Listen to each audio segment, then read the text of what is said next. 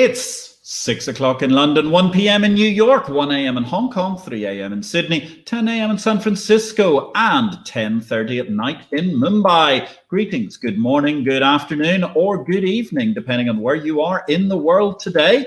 My name is Patrick L. Young. The IPO-VID Livestream Series 6, Episode 4 goes live. And to begin episode 34, the Shanghai Stock Exchange have taken the global crown in IPOs. That trumpeted a headline in China Daily's US edition this week, with the Shanghai Stock Exchange being given the world's most IPOs in 2020 title by the Chinese media outlet The Paper. That said, perhaps Shanghai somehow or other won on a technicality, because with 233 IPOs, it was a sensational year, but it clearly wasn't a knockout.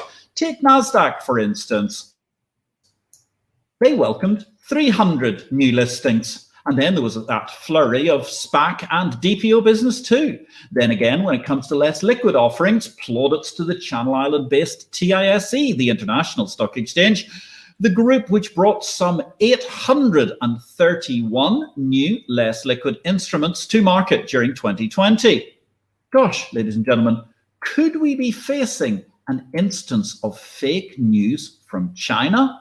Surely not. In crypto news this week, the week was, well, one of ransomware or possibly ransom whoops. The US feds are to be applauded for regaining most 63.7 out of 75 Bitcoin, which were paid to the Colonial Pipeline hackers.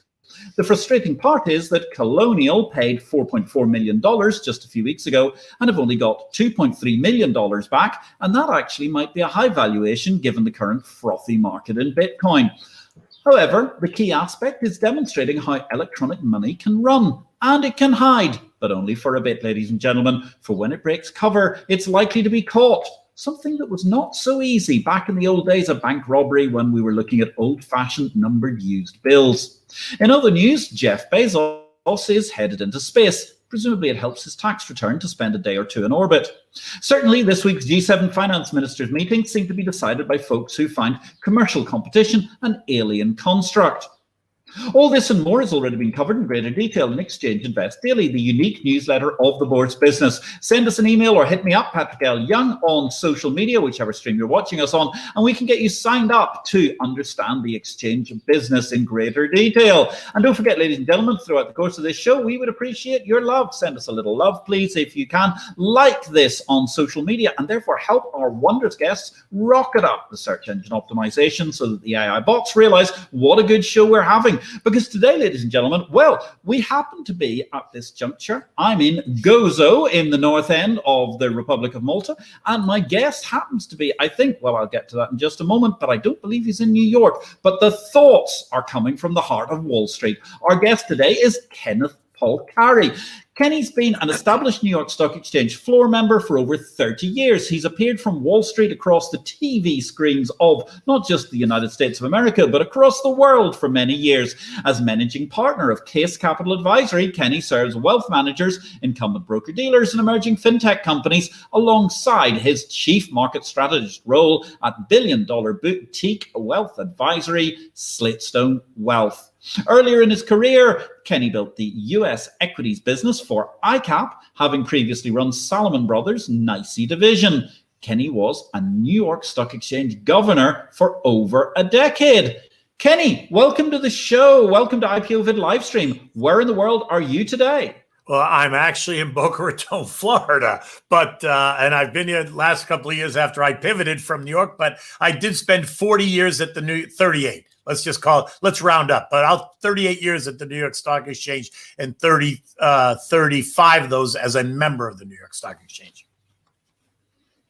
Wow, absolutely incredible. 35 years as a member of the New York Stock Exchange. That's incredible. So, ladies and gentlemen, we're going to be discussing, well, some thoughts from the heart of Wall Street, which have been entertainingly and interestingly given to us by, well, the new diaspora of financial markets. It seems to be everybody's in Florida these days, Kenny. It's been a huge outpouring of people in the COVID times to the slightly more southern, balmier, and one might add, lower tax state of Florida. Absolutely. And it's been, a result of what we've all lived through in this past year. It's given people a reason to reconsider kind of where they want to be, how they want to work, where they want to live. And certainly technology has provided everyone with the ability to work from somewhere else, right? You don't necessarily have to work in an office anymore. Even the New York Stock Exchange, which ended up closing down for 8 weeks during the beginning of the crisis last year. I think it closed from the end of March until the end of May. Functioned fine, right? Stocks in this country traded fine because of the technology and the market structure that exists today versus what was. But we can talk about that as we move along. Yeah, absolutely. It's a fascinating topic. And ladies and gentlemen, if you want to interrupt us with a question for Kenny Polcari this evening, we'll be delighted to receive it, whatever social media stream you're watching us on. So Kenny, tell us, 38 years ago, you got into Wall Street. You must have been a babe in arms. The summer of 1980 was the first experience I had there. It was the summer after my freshman year in college. I had the opportunity to go work as an intern on the floor of the New York Stock Exchange. Look, I wasn't from New York. I was born and brought up in Boston. I spent I grew up just outside of Boston, and I spent summers on Cape Cod. And I had not been to New York. I had no reason why. I had no understanding why anyone would want to go to New York City in the summertime. As a kid, I was 19 years old. I thought, okay, I'm going back to Cape Cod. I'm going to be a lifeguard on the beach. But that's not the way it worked out. And quite honestly, it's amazing. The story's kind of amazing because my first reaction to that internship opportunity was I scratched my head. Like, first of all, I didn't know what the New York Stock Exchange was. I didn't know a stock from a bond, a buy from, sell, an eighth from a quarter. It was not the world I was in. I was going to school in Washington, D.C., expecting to be, a lawyer and a politician and maybe one day president of the United States, which thank God that didn't happen. But then I had the opportunity to go work, like I said, as an intern one summer. And I thought to myself, okay, what's the worst that's going to happen? I'm going to go there. I'm going to have this opportunity. I'm either going to like it or I'm going to hate it. And if I hate it, I chalk it up, put it on my resume, chalk it up as experience. And if I love it, who knows, could change the course of my life. Well, clearly it changed the course of my life. Changed the course of your life. And actually, summer 1980, the stock market was just about to change a lot of people's lives, wasn't it?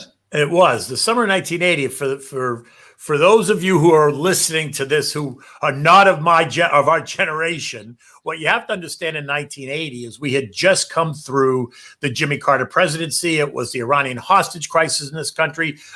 It was the oil embargo that had taken place in the late 70s. It was a horrendous economic environment. Interest rates were on their way to approaching 21% by the summer 1982. Inflation was running on its way to run to 10%, and unemployment was on its way to 13%. Ronald Reagan, the 1980 election had just happened. Ronald Reagan was the new incoming president. And so there was a lot going on, right? The Dow was trading in the 800s. Today it's trading at 34,000, but then it was trading in the 800s, and we might have been doing 25 or 30 million shares a day versus today we'll do 25 or 30 million shares in about 3 minutes, right? Average daily volume today at the exchanges is, totals about 12 billion shares a day. Certainly all that the result of technology. But then that's what it was like. But I have to tell you, it was the most amazing place in the world. So at that time, I mean, it was an amazing place in the world. Certainly, I can remember being on the floor of the Life Exchange in London much later than that in the late 1980s. But I mean, 1980, the New York Stock Exchange, I suppose that's really just like the peak of the floor, is it not? Or maybe that came a few years later. I missed, you went in and out on me there. I didn't actually hear the question you asked. That's all right. No, the peak of the New York Stock Exchange floor. I mean, you were on the floor with what, several thousand people at that stage? So actually the peak I would say was, in the 80s and into 2000, it was the birth of the bull market. Now there were 5,000 type A personalities that worked on the floor of the New York Stock Exchange, which is what gave it its personality, which is what gave it its excitement. I mean, imagine 5,000 type A people in one kind of contained space, and think about the energy and the vibrancy in the room. And because if you didn't have a type A personality, certainly the floor of the exchange was not going to be a place where you found success because it was overwhelming. If you were a type B, not really the place you wanted to be.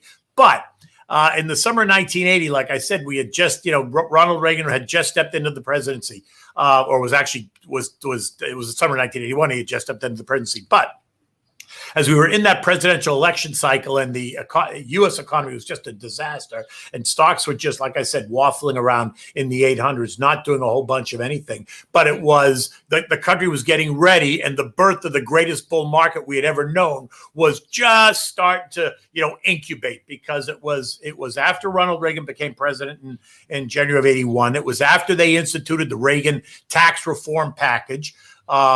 And Paul Volcker, who was Fed chair at the time, decided that they were going to break the back of inflation. They were going to break the back of unemployment. They were going to break the back of money being just sitting in the banks. Because think about this for a minute. If you were anybody in 1981 or 1982 that had any money at all, and you could take your money and you could put it in stocks, and you could go out and buy Johnson & Johnson or General Electric or IBM, which are fine American companies, don't get me wrong. But you could put your money there, or you could walk down the street, knock on the door at, Citibank or Bank of America or Bank of New York or Chase, whatever, any one of those banks, and walk in and say to the banker, here's my money. I want to put it in a CD that was going to earn you 20% guaranteed, sleep at night, no worries, no nothing, 20% guaranteed, versus buying stocks, which have all the risk in the world. There's certainly no guarantee of anything. There's not any guarantee you're going to make money. There's not any guarantee you're going to lose money, versus going to the bank and putting your money in a CD and getting paid 21%, just have your money sit in the bank. And that's exactly what was happening in 81 and 82.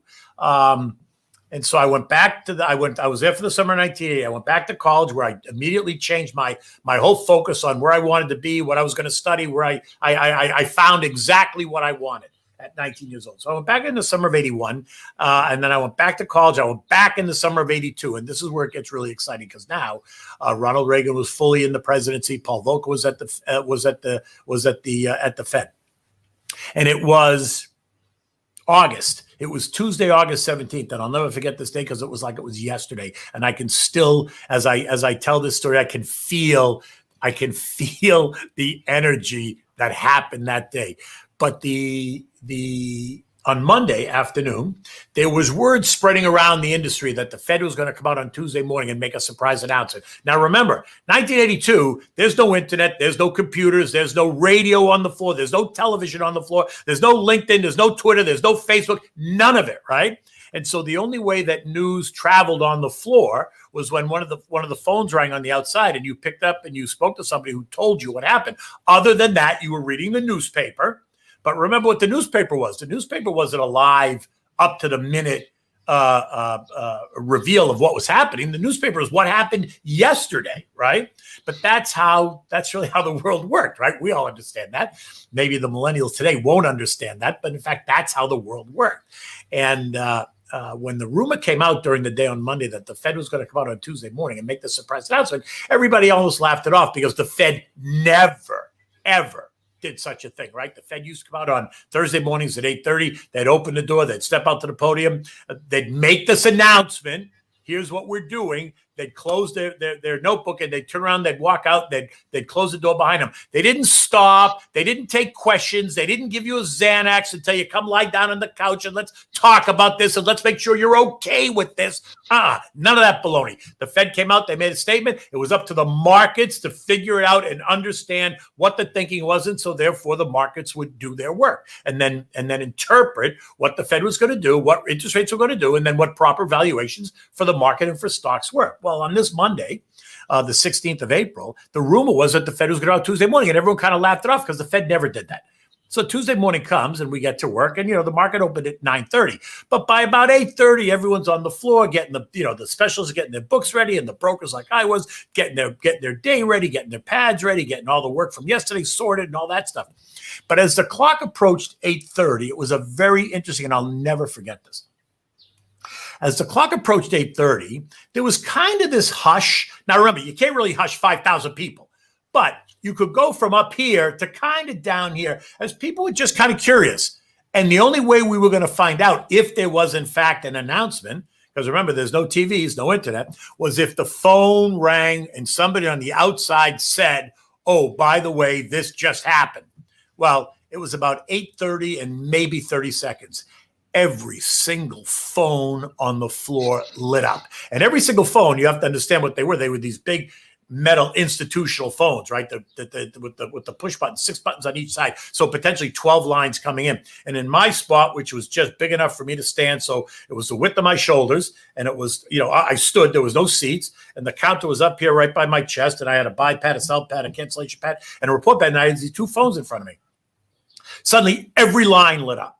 And the phones rang with the ringing sound that they used to have versus today. They play songs and they play music, but then it was like, and every phone on the floor lit up at the same time. It was like Christmas. Is it just the sound of every phone? And when you picked up the phone, the person on the other end started screaming at you. Did you see it? Did you see it? No, I didn't see it. What the hell happened?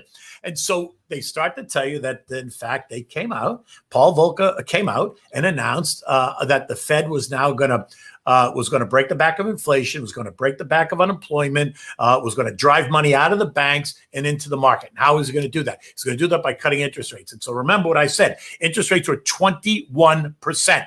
21% for everybody out there today who thinks interest rates here are 0 to 0.25% and they can never go up. Let me explain to you. They can go up, right? And they were up. They were 21%. Mortgages in 1982 were 17% to borrow 30-year money. Today, they're maybe 3%, and everyone's having a nervous breakdown because maybe they're going to go to 4%. So anyway, so he came out, Paul Volcker, and he made this announcement that the Fed was cutting interest rates by 10 percentage points. Now, understand something. 10% is 2 percentage points when they're 21%. So rates are going from 21% to 19%. That was a huge move. Now, 19% is still high. I get it. But he drew the line in the sand, and he made this commitment to the country and really to the world that rates were going to come down. And what was that going to do? That was going to force money out of the banks, right, out of your CD, and you were going to pile it into stocks, which is exactly what happened. And so on that day, the Dow was trading, listen to this, at 792 was where it had closed on Monday night.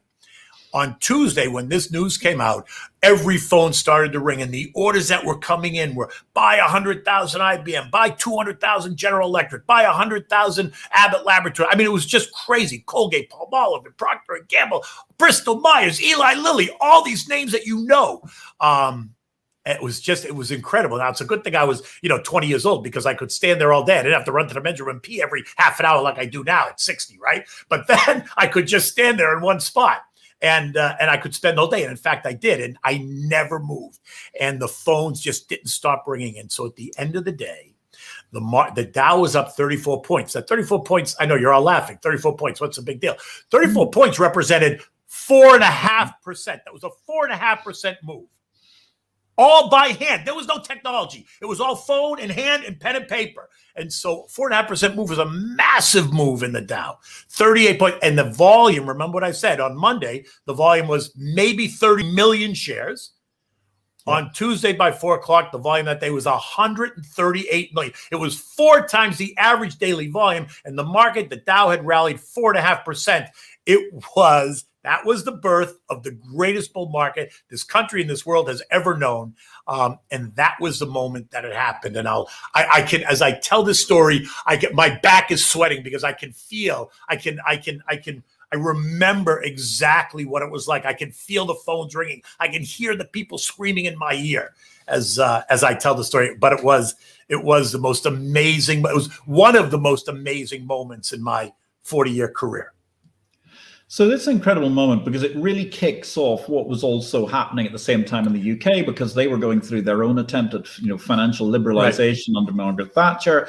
And then we get into this incredible roaring 1980s bull market. And I think you say it so well, the lack of technology is something that people don't think about. And yes, I mean, the Wall Street Journal or the New York Post that you read on the subway in the morning was a reflection of what had happened the previous day, and pretty much what had happened the previous day until about 10 p.m. in the evening. I mean, if something major had happened in Japan at 2 o'clock in the morning, forget it. You weren't going to know about it until you maybe got to the floor and somebody rang you up and they said, oh, we might have read it on Reuters or something like that, where they were in their early stages of doing electronic newswires.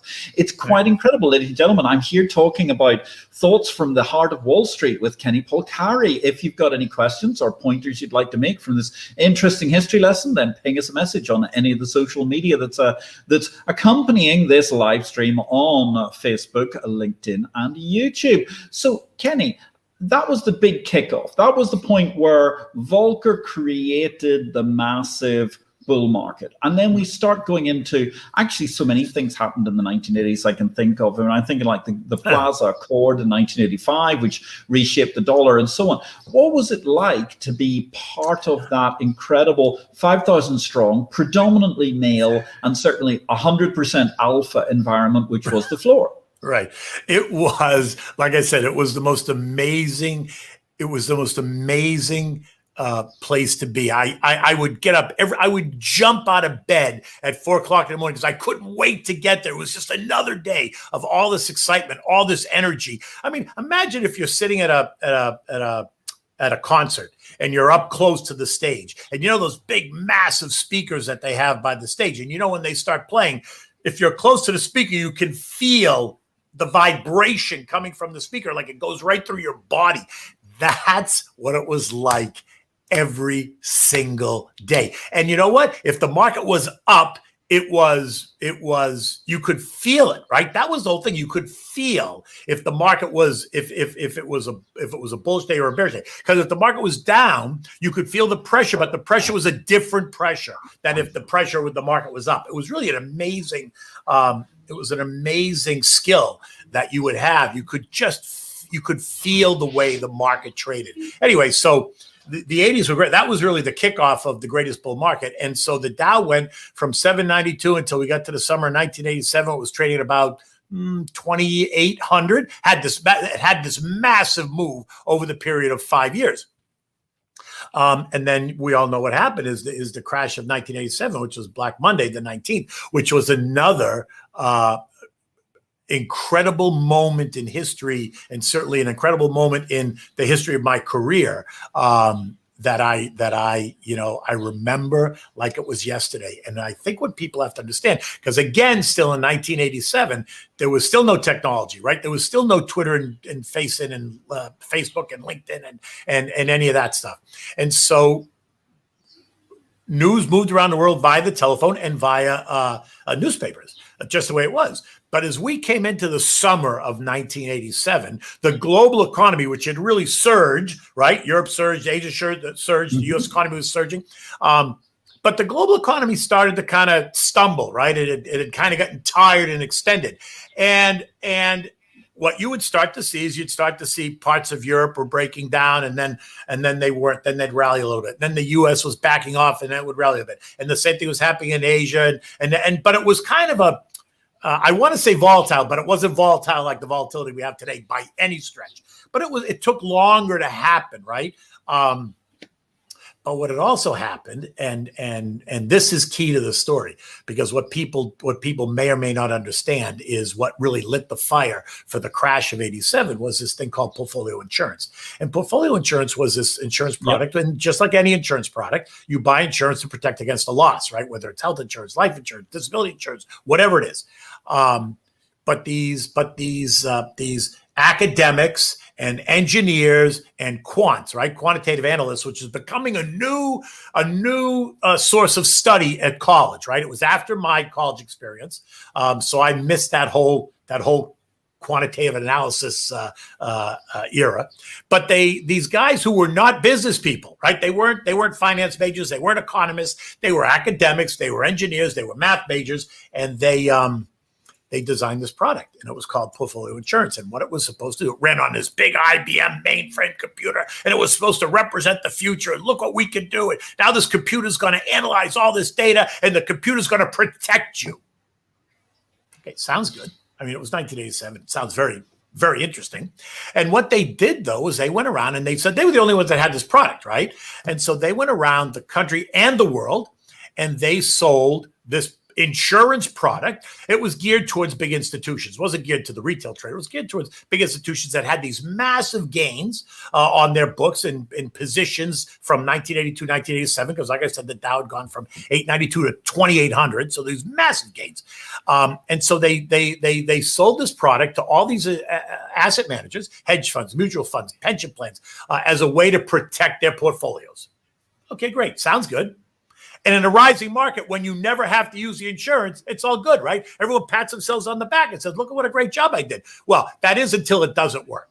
And what happened was, as the global economy started to stumble in the summer of 1987, they would take data, and they would take all the data. They would take economic data. They would take pricing data. They would take bond data, and they would feed all this data into this big IBM supercomputer that was supposed to analyze it and spit out an action on how to protect your portfolio. And it hadn't really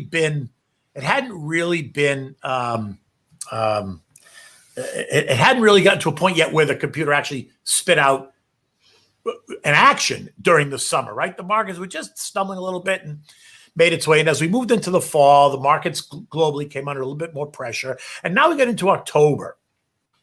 And September, October typically can be very volatile times in at least the U.S. market, but really in global markets. It's a seasonal thing for whatever reason, but typically it happens. But as we moved into October of 1987, the market started to come under a little bit more pressure. The data was getting a little bit weaker, not only in the U.S., but around the world. And so I'll never forget it because it was the Wednesday, Thursday, and Friday, October 14th, 15th, and 16th, leading into that weekend. And the U.S. market had come under pressure on Wednesday and closed on the low. And what you have to understand is when indexes close on the low of the day, they trade and then they trade down and they close on the low. It typically sets itself up for another test lower the next day. It's just the way it works, right? Is that they test it again to see if the buyers are really there or if anyone's going to defend the position. If they don't, they push it lower again. So on Thursday, the same thing happened. The market bounced a little bit, they pushed it lower, bounced a little bit, they pushed it lower, and it closed on the lows again on Thursday. And with every day, the volume kept picking up a little bit more volume, a little bit more volume. So on Friday, it was really kind of an ugly day. The markets kind of were weak all day. They kind of ticked down all day, and they closed on the lows again. Now, I went home on the Friday night. I was 26 years old. I had gotten married a year and a half before. My daughter had just been born in March. We just bought this 3-bedroom house in Tarrytown, New York, and your life was good. And I went home that Friday night and I said to my wife, I don't know, something doesn't feel right to me. Like something in my gut just says something doesn't feel right. But what did I know? I was 26. I had no clue at all. And so the weekend came and went. And it was, Halloween. And it was my daughter's first Halloween. And we did the whole pumpkin patch picking thing and carved the pumpkin and light it up and, all that stuff that you do. And then on Sunday night, I crawl into bed. Now, remember, just like you said at the beginning of this, Sunday night at 9:00 in New York is Monday morning, 9:00 in Asia, right? Because you guys are 12 hours ahead of us. And so therefore, when I'm going to bed, you're just getting up. And so what had happened over the weekend was these portfolio insurance guys had taken all this data that had happened during the week, all the pricing, all the macro data, all the economic data, anything they could find, and they punched it into the IBM computer. And on Sunday, the IBM computer spits out this action. And it was the first time that this portfolio insurance had actually gotten triggered because the data had become weak enough that suddenly the insurance product said, okay, here's what you have to do. Well, again, what I said, it's Sunday night, I'm going to sleep, but it's Monday morning in Asia. So who are the first people to get the message? Not the Americans, because our markets were closed. We're the Asians, right? And that whole region of the world. And so they get a message. Anyone who bought the product gets a message that in order to protect your portfolio, you need to raise cash. So you need to sell the equivalent of 2% and then put that cash aside and let the cash just sit aside. And once the turmoil is over, you put the cash back to work. And that was supposed to protect your portfolio. Okay, doesn't sound so bad. the Asian region got the message to sell 2% of their portfolio. Well, look, if you're somebody that manages 100 million versus someone else who manages a billion, your 2% is different from his 2%. It's still 2%, but it's just a much different number in terms of size of assets you have to raise. And so the Asian markets immediately started to come under pressure because everyone got a sell order. Nobody got a buy order. Everyone was told to sell, sell, sell. And so what was amazing about this to me, and you'll see it as the story unfolds, is that the human beings, whether they were in Asia, Europe, or in the US, acted like drones, right? They acted like they didn't have a brain in their head. It's like they took the brain out and put it over there and just did what they were told to do. Well, naturally, they did what they were told to do because this product was supposed to represent the future. Right? It was all about computing power and, oh, the computer's smarter than you, and the computer's not emotional, the computer doesn't, just do what the computer says. And so in Asia, they did what the computer said. And so the markets in Asia came under pressure. And as they got worse, as the market sold off in Asia, what did the guys at Portfolio Insurance do? They realized now the market was getting weaker. They took the Asian data from the day on Monday. They fed it into the computer because who's next to trade? Well, the sun moves from Asia to Europe, right? So the Europeans are going to be the next ones to get hit with this wave. Well, now once the computer spit out the response after the Asian markets, what message do the Europeans get? The Europeans get a message that says you need to sell 3% of your portfolio just because the Asian markets have gotten so weak that the impression was it was going to be worse in Europe. And so the European markets. So do you see what happened? So now the European markets start to come under pressure. Now, 5 o'clock in the morning, my alarm clock goes off. I jump out of bed. I take a shower. I shave. I get dressed. I get in the car. I drive down to the train station. I get my cup of coffee, and I buy the Wall Street Journal. But what am I buying? I'm buying the Monday version of the Wall Street Journal, which is telling me what happened on Friday. Meanwhile, Monday's already passed in Europe, in Asia, and now it's already Monday morning in Europe, and the world is melting down. But the Wall Street Journal tells me, oh, the markets came under a little bit of pressure on Friday, blah, blah, blah, telling me nothing about what happened. I had no clue what was about to hit the United States. And so I get on the train. I read the newspaper. I drink my coffee. I get to the floor of the exchange like I would every day at 7 o'clock. I go through my tickets from the day before, organize them, get them ready. Suddenly at 7 o'clock, the phone rings. Now, the phone never rang at 7 o'clock in the morning. Because if the phone rang at 7 o'clock in the morning, it was because somebody died. Because at 7 o'clock in the morning, there's nothing going on in the U.S. Markets aren't open yet. You can't do anything. There was no pre-market trading, any of that crap. And so when the phone rang at 7, you knew there was a problem, typically. So the phone rang, and it was a customer of mine who worked at First Boston. He's a very good guy. I love this guy. And actually, you can see this. Somebody made a parody, kind of a skit out of it on YouTube. You could actually see me telling this story in a cartoon version. The guy created this cartoon. It's very funny. But the phone rang from this trader at First Boston, and he said to me, hey, bro, do you have any idea what's going on? And I go, no, I'm not really sure what you mean by that because, no, I read the paper. I didn't see anything other. Yeah, markets were weak on Friday. Well, I read the paper. The sun is out. The world's not imploding. There's not a war. I don't. What do you mean by, do I know what's going on? And he starts to tell me what had happened in Asia and what was happening in Europe, because now the European markets were coming unglued. And what was about to happen in the United States, because now we were the last market center to get the message. And guess what the guys with the Portfolio Insurance were doing when Europe was melting down? They were taking live data from Europe and they were feeding it back into the IBM system. Again. And the IBM system was now spitting out another message to the Americans, to the fund managers in America about what to do. And the message we got was you need to sell 5% of your portfolio. Now, do you understand how that, do you see what just happened around the world? And so it was a disaster. And so I'll never forget this, at about 7:30, the phone started to ring.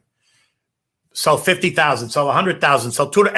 Everybody had a sell order. Nobody had buy orders. Everybody had a sell order. So when you walked out to Coca-Cola or Johnson & Johnson or Eli Lilly or General Electric or Citibank or whatever you walked to, there were nothing but sellers. Because remember, it was all a human-based system. There were no computers. So brokers would meet out in the crowd. And when you walked out in the crowd, the specialists would say to you, okay, before the market opened, What do you got? I want to sell 50,000 Coke. I want to sell 100,000 Coke. I want to sell 200,000 Coke. These are what the orders were. And people wanted to just sell them. And you want to know why people wanted to sell them? Because the computer told the asset manager, sell the stock. Didn't say sell it at this price. Didn't pick prices. The computer did not pick prices. All it said was sell the stock and make sure you raise 5% cash. However you do it, just do it. And so this is what I mean, how crazy it was. It was like you took your brain out. Now, listen, I'm sitting there in the phone. I'm going, are you sure you want to do this? Because you're going to sell, this stock is going to open down 10 points. Are you sure this is what you want to do? And the person at the account would scream at you, do what I said, just sell the stock. Oh, okay, no problem. I'll sell the stock. And so you sell the stock. And now listen to this. Here's a perfect example, because people sold what they could. The computer didn't tell you what stocks to sell. The computer just said you have to raise cash. And so where would they go? The asset managers would sell what they could versus what they should have, because who the hell's going to buy Bank of Hawaii? Right? The thing didn't trade 50,000 shares a day. You're trying to raise cash. What are you going to try to sell Bank of Hawaii on a day when the market's imploding? No. So you're going to sell Johnson & Johnson. You're going to sell GE. You're going to sell Coca-Cola. Why? Because they're huge market capitalization stocks. And so it's supposedly easy to sell them. Well, just get a load of this. Johnson & Johnson closed on Friday night at $96 a share on Friday night. It closed at $45 on Monday night. It lost 50% of its value in 6.5 hours when the broader market was down 22.5%. But Johnson & Johnson was down 50% because it was exactly that, a large capitalization stock that you could potentially sell. They destroyed it. They destroyed JP Morgan. They destroyed GE. They destroyed IBM. They destroyed Honeywell. They destroyed it all. But because the computer just said, sell it, raise cash. We don't care what you sell. We don't care how you sell it. Just sell it so you raise 5% cash. It was a disaster by the time the bell rang. Stocks were trading, like I said, that Johnson & Johnson had a 50-point swing.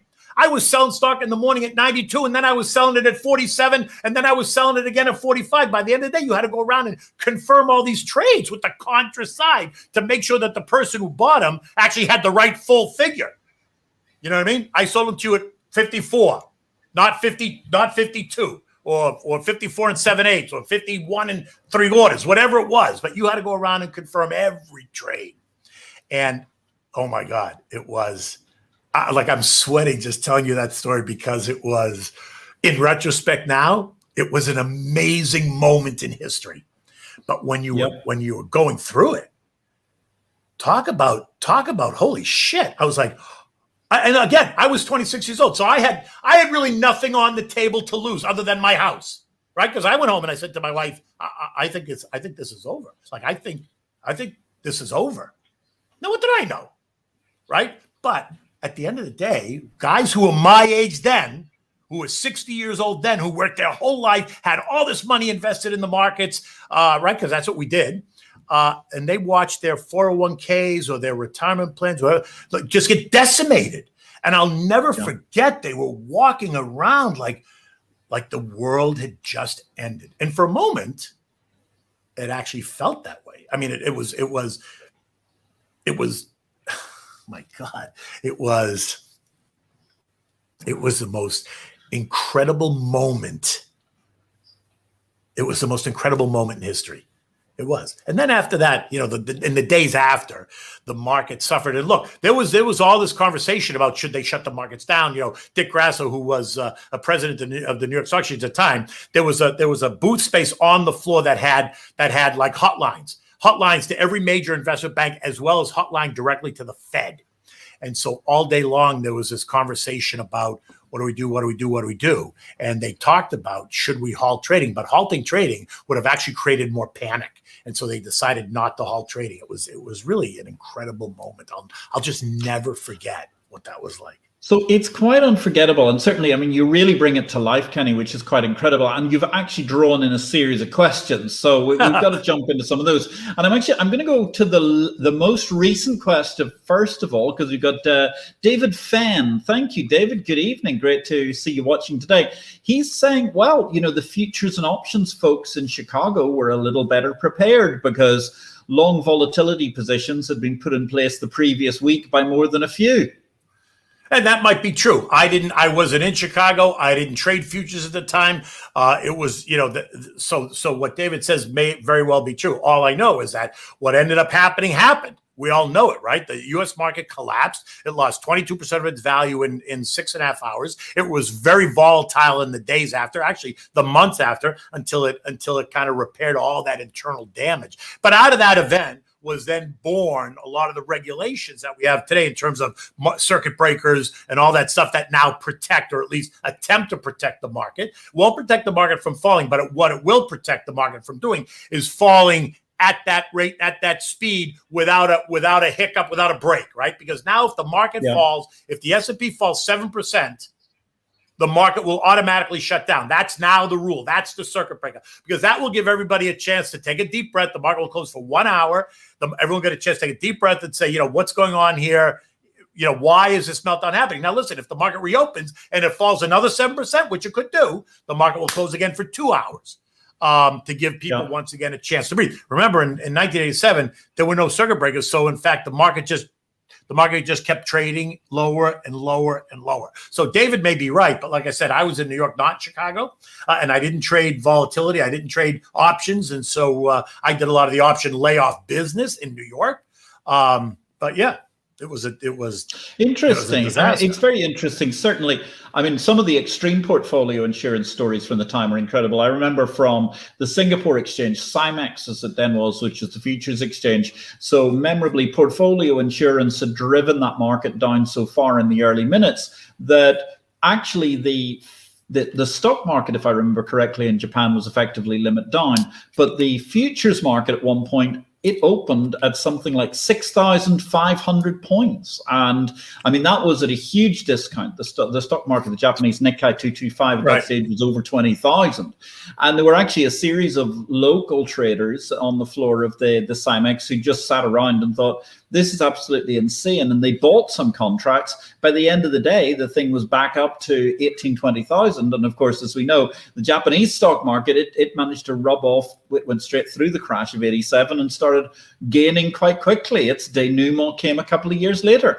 Right. Thank you very much, David Fenn. That's an absolutely terrific question. Thank you for joining the IPO-VID live stream. Ladies and gentlemen, we've got just under 20 minutes left to run today. We're talking to a Wall Street legend, and we're hearing some thoughts from the heart of Wall Street with Kenny Polcari. Get your questions in now. Any comments you'd like to make, such as those made by David Fenn. And let's go to a question we've got there from, good grief, Batty Young. Batty Young, lovely to see you on this show. So she's interested, representing women on IT as she does. When, Kenny, did technology first make an impact on your floor career? That's such a great question. And I should say this as well, because you made the comment about women, and there were plenty of women on the floor. Women, though, were in roles. They weren't the members until the late 70s, early 80s, when women started to smash their head on the ceiling and break through and then become members, of which my wife was one. So my wife was like number 12 or 13 in terms of members of the New York Stock Exchange. But yes, technology started to impact the floor. Well, it started in very small ways, right? Probably in the very late 80s, the early 90s in terms of order delivery, right? Order flow was being delivered. You could send up to 300 shares of stock directly through a computer system that would get delivered directly to the special post, therefore bypassing the broker. But that started actually in the late 80s. I think it was after the crash, actually, that first started to come in. And everyone kind of played it off, not a big deal. 100-share orders, 200-share orders, not a big deal, not a big deal. But that was really the beginning. But when did it really start to make an impact was after the turn of the century, when we went through the turn of the century, Y2K, when the markets went into that big market modernization move, which went from fractional trading to decimalized trading. It's when we went to decimalized trading that suddenly technology started to make much more of an impact. So to answer your question, it first happened in the late 80s, but it didn't really impact me so much. But it did start to impact me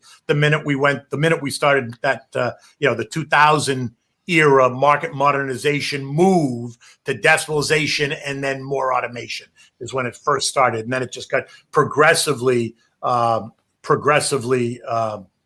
better as we went through the years. But I'll tell you something, it was the events of 9/11 that brought this really into focus, because prior to 9/11, the technology that was designed and being used was all about delivery, order delivery to either the broker on the floor or through the DOT system to the specialist on the floor. It was about delivery, not about execution. The way we were using technology in this country in the financial markets was about efficiency, right? Which is typically how you use technology, right? To make something more efficient. How do I eliminate these 5 jobs and make this computer do the jobs of these 5 people, right? I could do that and become quote unquote more efficient. And that's what the markets had become, was efficiency in terms of order delivery. But the order execution part was still being done manually, because we were trading in fractions of a dollar. And so when you traded, an 8 1/4, 3 8/2, 5 go to 7 8, there were only 7 price points between every full figure. And each price point was 12.5 cent increment. And so therefore that was a natural control for the way the markets traded. The minute you went to decimalization, there are now 100 price points to trade, because there's from a penny to 99 cents. And so now there's 100 price points to trade, and that started to make it more volatile. But that's what allowed the decimalization, is what allowed the technology to flourish. Fascinating. So that's what allowed decimalization. I think that's a great answer to the question altogether. I'm sure we'll hear from Batty Young again. She's actually saying, greetings to your wife, Kenny Polcari. Kenny Polcari, well done for being a role model. Miss Polcari is a role model. You're saying she was like in the first 20 women floor traders, women members of the New York Stock Exchange. Yeah. Fabulous to see altogether. And actually, we got a good question I saw just a moment ago from Rom Beat as well. So how would you compare from one technology-driven market to another, the market in 2001 and say 2019? Well, that's an interesting question, because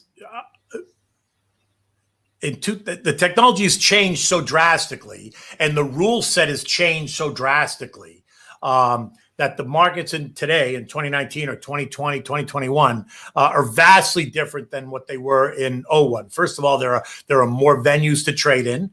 There are now sub-decimalization, right? Because in 2001, it was just decimalization. And then sub-decimalization happened, and I'm going to say sub-decimalization happened in 2003, maybe. So sub-decimalization means they broke the penny to go out 4 decimal places, right? Because when first decimalization happened after the turn of the century, we just went out 2 cents, right? So it was a penny to 99 cents. You couldn't trade in between the penny. Then when sub-decimalization happened, there are now 1,000 price points to trade at. Between $20 and $21, there's 1,000 prices, because you start at 20 spot 0001, 0002, all the way up to 9999, right? So it's 1,000 price points. And so that then changed it again. And then as the technology developed, it just got more efficient. And so the trading today, if you want me to describe trading today is I have to tell you, quite honestly, it's boring. It's like you're going shopping online to Amazon. You take your mouse, you point and click, you click a couple of buttons, you send the order to execution, you sit there and wait. The computer does all the work, it updates you automatically. Honestly, it's boring today to do it. I'm not saying it's not important. It is. But back when it was open outcry, when there were 5,000 type A people on the floor, it was a much different market. But even in 2001, there was still open outcry. Right? Open outcry did not die until 2005, right around the time that they imposed Reg NMS and all that. That's when the technology started to overtake the human beings, and they eliminated the open outcry. So now I could get down on the floor today, and I could stand at Coca-Cola, and I could say, 20 for 100,000, and I could bid $20 for 100,000 shares all day long. I could jump up and down. I could do jumping jacks and bid for stock and never buy a share. Why? Because the computer doesn't know I'm there, right? The computer can't hear me. So unless I'm in the system, I'm not going to be able to buy or sell a share. And so that's what happened. So ultimately, by 2005, that automation had gotten so sophisticated that open outcry died a natural death. And so today we'll trade 12 billion shares, which is I say that it's like a crazy number, 12 billion shares. But today they'll trade 12 billion shares. And at 4 o'clock when the markets close, everybody's cleaned up. By 4:10, you're all cleaned up. I mean, listen, when we traded by hand 30 million shares, I would have been on the floor till 5:30 organizing my papers and writing the reports and making sure it was all done. Now you can trade 12 million shares and by 10 after 4, you're done. So, we could spend a whole hour talking about that question. It's a great question, but it is a very different market today, even than it was in 2001. And 2001 was a very different market than it was in, the 90s. But I think what people have to understand, and I don't know if you're going to get to this or I'll get to it after, is the role that 9/11 played, because that actually played a very, very significant role in the technology and how the technology would change the U.S. markets and really the global markets, but how the technology would specifically change the U.S. markets and then what that meant for the world. So I'll leave that there, and unless you want me to talk about that, or if you want to answer more questions.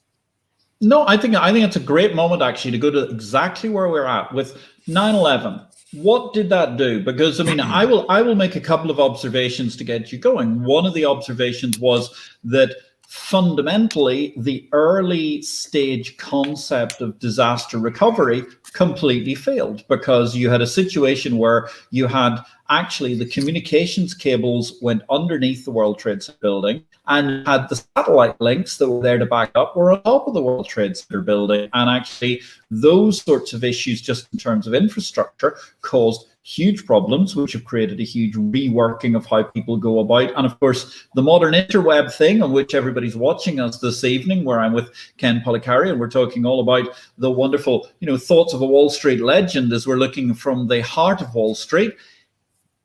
It certainly upended the infrastructure. Well, what it did, and you basically hit the nail on that, because what people did not understand, and that event changed the world for sure. And everybody saw that event happen. And I, like a lot of other people, lived it. My office was on the 55th floor of the second tower. The fact I'm even sitting here talking to you is a miracle, because I should be dead, and why I'm not's a whole nother conversation. But let's just get to what happened first. When the buildings got hit and ultimately collapsed,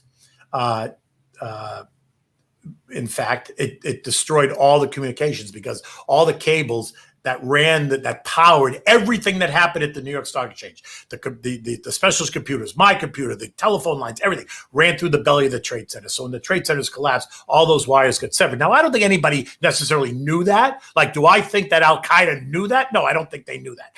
But what I'm saying is, one of the unintended consequences of that event was when those centers collapsed, all those wires get severed. So the fact is, the New York Stock Exchange could no longer operate, and there was no backup plan, because who in their right mind could have envisioned that event happening? And so therefore, the United States was neutered. I mean, they cut us right off at the knees. Now, again, do I think they knew that was going to happen? I don't honestly think they knew that, but in fact, that was one of the consequences. And remember, in 2000, the rules set did not allow New York Stock Exchange stocks to trade on NASDAQ, nor did they allow NASDAQ stocks to trade on the New York Stock Exchange. And so therefore, there was no real backup plan. Now you say, yeah, but you could have changed that.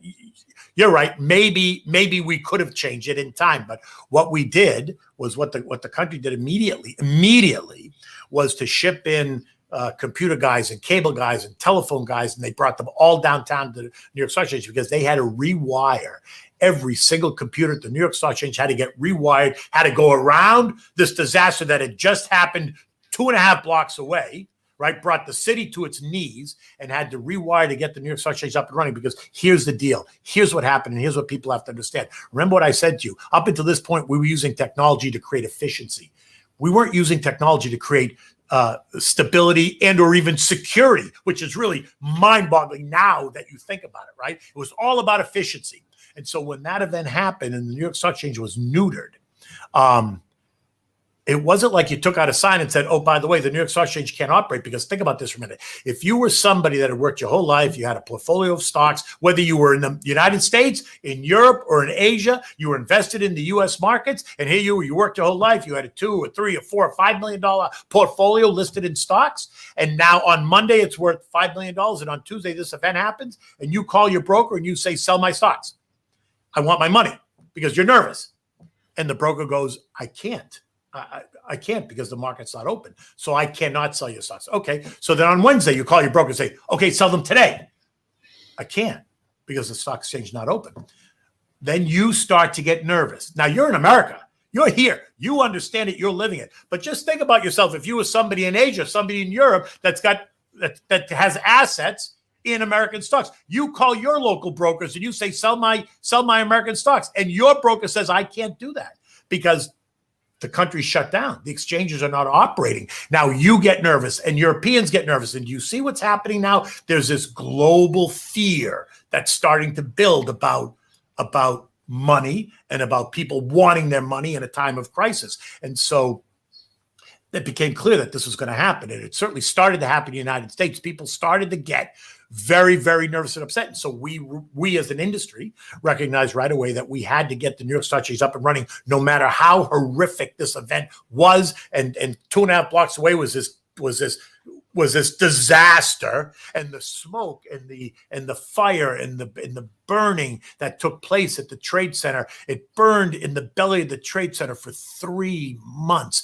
and the odor, the smell, and I can't even I can smell it right now, but I can't even describe to you what it smells like because it's like the smell of death, but it's like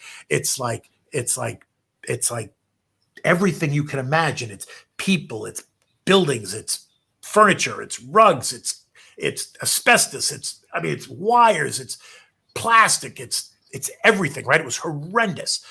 But we had to rewire the building. And listen, think about this. This event happened on Tuesday. They worked, from Tuesday afternoon, Wednesday morning, say, all through the weekend. They worked in 6 days. They got the whole place rewired. Now, they put it together with spit and Band-Aids, don't get me wrong. It wasn't certainly stable by any stretch of the word. But think about this. You can't get Verizon to come to your house if you have a local internet problem in 6 days. Meanwhile, we got the whole place up and running in 6 days. So it speaks to the testament of America to get this place back up and running. And I'll never forget, we had to come down over the weekend on Saturday and Sunday, and we had to test our phones and our computers to make sure that they worked. That everybody had a single line. Like I had coming into my booth space, I had 24 lines, 24 different customers. Everyone had their own line. Now I had one single line to do business with. Everybody had to use the same one single line. It was a disaster. Yet the computer, the automation allowed for customers to send order flow down into my handheld computer. But it was a really tenuous time. But I'll say this: on the Monday morning when we showed up, because the market was going to open on some Monday, September 17th, and the people who could come back came back. We lost only 3 people that worked on the exchange in that event, but there were a host of other people that just chose they weren't coming back. They weren't coming back to New York City. They weren't coming back to work. They just weren't coming back. But everyone who did come back showed up that day. And then they had the policemen and the firemen, and they had EMT workers, and they had the mayor, and they had Hillary Clinton, who was a senator, and Chuck Schumer was a senator, other government officials, and all these people came down to the floor of the exchange. And the other thing that they had was they had this woman she's in the Army, and she's a singer. She's in the Army, but she's also a singer. I mean, she's got this spectacular voice. And they shipped her in, and she stood up on the podium at the New York Stock Exchange at 9:15 in a cappella style, just belted out "God Bless America" before the market opened. And it was a moment in history like none other. I mean, you had all these people on the floor in this event that had just happened, in this heaviness that was just everywhere. And this woman is up there singing "God Bless America." So when you think about this poignant moment, and then she got done, and then the bell started to ring. And here was the other point: as the bell started to ring at 9:30, you could feel everybody in the room just go, "Ugh," and hold their breath, because when they flipped the switch, you had no idea if the computers were going to work, the order flow was going to start, stocks were going to trade, because it was all very automated at this point, right? You had no idea if it was going to work or if it wasn't going to work. And so there was this tension in the room. And when they flipped the switch, you could hear the hum of the computers, and suddenly you could see the ticker tape starting to move, and you could see stocks trading, and the market came under immediate pressure, which everyone expected it was going to do, because now everyone wanted their stock. Everyone wanted money. They didn't want to own a piece of paper that says I own Coca-Cola or Johnson & Johnson. You wanted your cash, so you called your broker, "Get me out." It was right. And so it did. So the market, the whole day, you're like walking on eggshells, as you're waiting at any moment for a collapse or for a malfunction or for the market to just implode. I mean, it was the whole day. And by 4 o'clock, when the market did not, it closed down that day, we traded like 1.9 billion shares, which was a huge number then. And the market was down 600 points, 500 or 600 points, which was also a huge move by then. But I'll never forget this. At 4 o'clock in the afternoon, when the closing bell rang, it was the most unbelievable moment in the 40-year history, because it was at that moment. It was at that moment that everybody exhaled, because it was like you were holding your breath the whole day. And you were finally able to exhale. And it was at that moment that people started to hug each other. And it was like they opened the spigots. I mean, and you're talking about grown men, right? Hugging each other and tears in our eyes, thinking what the world and what we had just lived through, and really what the world was living through. And to think that here we were at the very core of what had happened, because look, it was an attack on America for sure. And when America stands, the New York Stock Exchange is the symbol of freedom and capitalism around the world. And so to think that we came this close, because had they flown a plane into the building, they would have brought this country to its knees for a whole lot longer than 6 days. And it was at that moment that it became incredibly emotional. And then the rest from there, after that event, is what then caused the conversation about, okay, how do we now use technology, not only to create efficiency, but that was now third on the list. How are we going to create security and stability? That's really the role that technology needs to play now. And that is the role that technology plays. And so today, as a result of that event, and maybe it was going to happen anyway, but as a result of that event, and it lit the fire under its ass, is that today in this country, we've got 11 exchanges. The New York Stock Exchange is the only physical one. Everything else is electronic. So if they blow the New York Stock Exchange up tomorrow, is it a tragedy? It's an absolute tragedy. Absolutely.